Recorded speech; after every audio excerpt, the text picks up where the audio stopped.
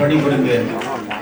பணிபுரிந்து அவரோட 200-250 படம் ஒர்க் பண்ண பின்னாடி எனக்குன்னு ஒரு படம் வந்தது.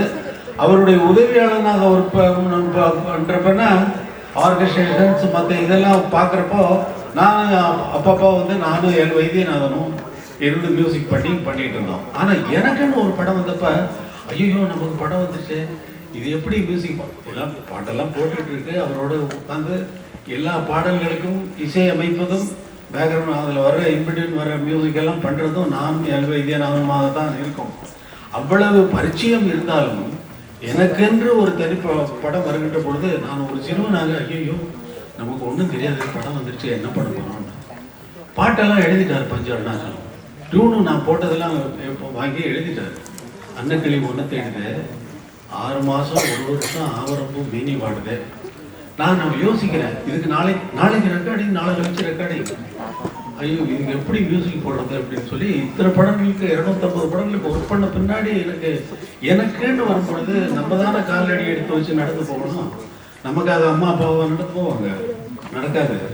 ஐயோ என்ன பண்ணுறதுன்னு பார்த்தா எப்படி இந்த பாடலை துவங்குவது என்பதை நான் தினமும் கடற்கரை ஓரமாக நடந்து கொண்டு யோசிப்பேன். 6 மாதம் 1 வருஷம் ஆவரப்பு மேனி வாடுதே என்று ஒரு இளம் பெண்ணின் மன ஏக்கத்தை, அந்த விரகத்தை உணர்த்துகின்ற வரிகளாக இவை இருக்கின்றன என்று உணர்ந்து, அந்த சிறு வயதிலேயே உணர்ந்து இதை ஒரு ஹம்மிங்கில் தொடங்கலாம் என்று முடிவு செய்து அந்த கடற்கரைகளிலே எத்தனை ஹம்மிங் பாடியிருப்பேன் என்று அந்த அலைகளுக்கு கூட தெரியாது.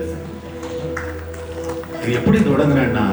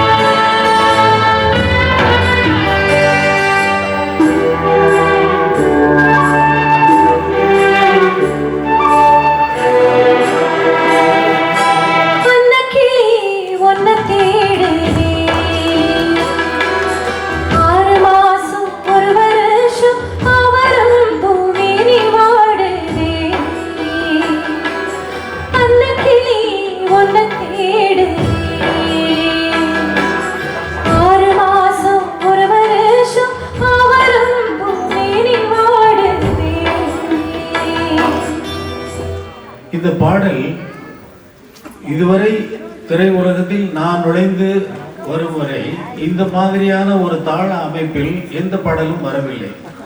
உதாரணமாக சொல்றது உங்களுக்கு விளக்குவதாக இருந்தால், அன்னக்கிளி ஒன்று தேடுதேங்கிறது வந்து அன்னக்கிளி ஒன்று தேடுதே இப்படி பாடணும் தாளம். ஆனால் நான் என்னுடைய தாளம் வந்து அன்னக்கிளி ஒன்று தேடு 1 2 3 1 2 3 சுலோ கால பிரமாணத்தை நான் இதுவரை வராத மாதிரி அமைக்க வேண்டும் என்று இந்த 1 2 3 அன்னக்கிளி ஒன்று தேடுதே 6 மாதம் 1 வருஷம். சரி, இந்த ரிதம் செட் பண்ணியாச்சு. அடுத்து சரணத்துக்கு முன்னாடி வர்ற பேக்ரவுண்டு எப்படி பண்ணுறதுன்னு யோசிக்கிறேன். இப்போ டைரக்டர் எங்கே ஷார்ட் வைப்பார் அப்படின்னு யோசிச்சு பார்த்தா, லைனை பார்க்குறேன், நதியோரம் பிறந்தேன், கொடி போல விழுந்தேன், வெயிலோடும் மழையோடும் மனம் போல் நடந்தேன் அப்படின்னு இருக்கு. அப்போ டைரக்டர் வந்து ஒரு ஆற்றங்கரையில் தான் அந்த ஷார்ட் எடுப்பார். அப்போ என்ன பண்ணுறதுன்னு சொல்லி ஆற்றங்கரையை எப்படி ஆற்றின் ஓட்டத்தை எப்படி இசையில் கொண்டு வருவது என்று அலைகளை பிடித்து கொண்டேன். அலைகளை பிடித்து அந்த இசையை 1 2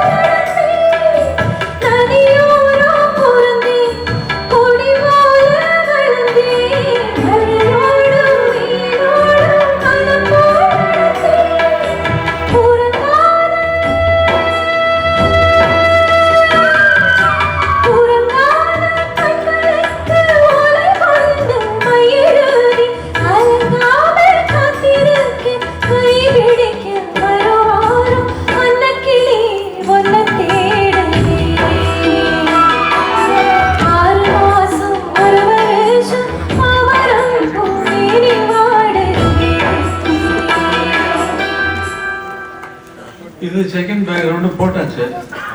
அப்பொழுது வந்து இசையினுடைய திரை இசையினுடைய அமைப்பு எப்படி இருந்தது என்றால் 2 சரணத்தோடு முடிச்சிருவாங்க. ஒரு பேக்ரவுண்ட் போட்டால் முதல் சரணத்துக்கு போட்ட பேக்ரவுண்டுவே அடுத்த சரணத்துக்கும் ரிப்பீட் பண்ணிட்டு அடுத்த சரணத்துக்கு பாடிட்டு பாட்டை முடிச்சிருவாங்க. நான் வந்து 3 சரணம் வைக்கிறதுன்னு பிடிவாதமாக முடிவு பண்ணேன். சின்ன பையன் இல்லையா, ஆனால் அந்த பிடிவாதம் வந்து ரொம்ப ஜாஸ்தியாக இருக்குது சின்ன குழந்தைகளுக்கு. எனக்கு வேணும்னா வேணும் தான், அப்படித்தான் பண்ணணும்னு சொல்லிட்டு 3 சரணம் வச்சேன். 3 சரணம்னா சரி, 2வது பேக்ரவுண்டில் தப்பிச்ச போட்டாச்சு. 3வது பேக்ரவுண்டு என்ன பண்ணுதுன்னு பார்த்தா கனவோடு சில நாள் நினைவோடு சில நாள்னு வந்தது. அந்த கனவுக்கு என்ன மியூசிக் கொடுக்கறது அப்படின்னு சொல்லி யோசனை பண்ணால் ஒரு ஹம்மிங்கும் அதுவரை இல்லாத ஒரு ஓபோ என்ற இன்ஸ்ட்ருமெண்ட்டையும் ஹம்மிங்கையும் சேர்த்து ஹம்மிங் தெரியாத அளவுக்கு பேலன்ஸ் பண்ணி கொண்டு வந்துடலாம்னு சொல்லிட்டு இந்த கனவை வந்து சிருஷ்டி பண்ணுறேன். இதில் மியூசிக்கில் எப்படி